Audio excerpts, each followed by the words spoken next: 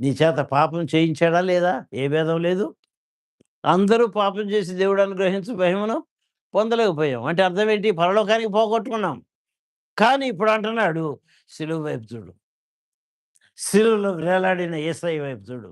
ఆయన పాపముల విషయం చచ్చిపోయి, నీతి విషయంలో మనం జీవింప చేయాలని, ఆ సిలువలో ఆయన మన నిమిత్తము, మన స్థానములో బలియాగం దేవుని ఉగ్రతను సంపూర్ణంగా అనుభవించాడు. ఆయన పొందిన దెబ్బల చేత మనకు స్వస్థత కలుగుచూ ఉన్నది. ఏ స్వస్థత?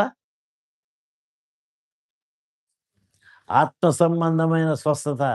పాప క్షమాపణ అనే స్వస్థత. నీతియుక్తమైన జీవితం అనే స్వస్థత. అది మనకు వచ్చిందా? కలువరి శిలువ వైపు చూస్తేనే. అది గూడా కలువరి శిలువలో జరిగిన బలియాగం వైపు చూస్తేనే.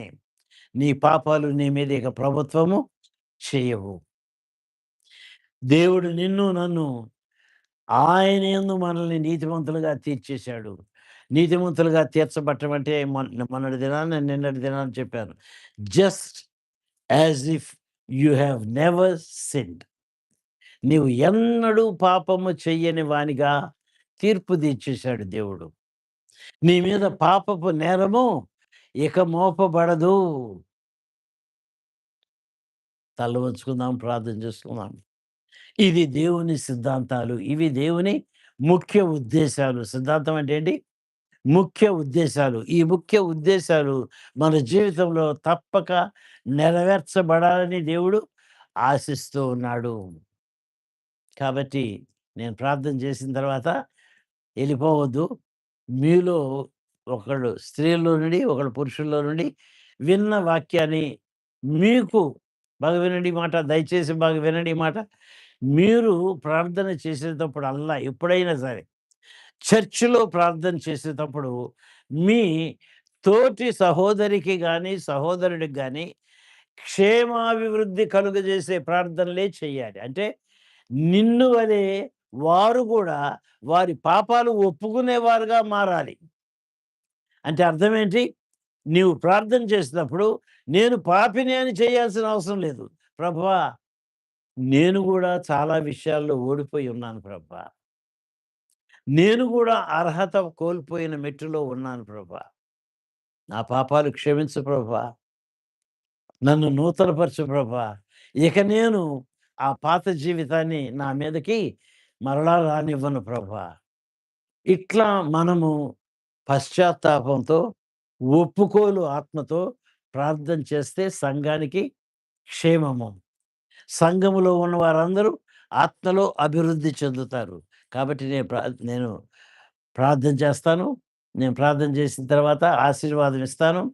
తర్వాత అంటే యూట్యూబ్ కట్ అయిన తర్వాత మీ చేత ప్రార్థన చేయిస్తాను. తల వంచుకుందాం.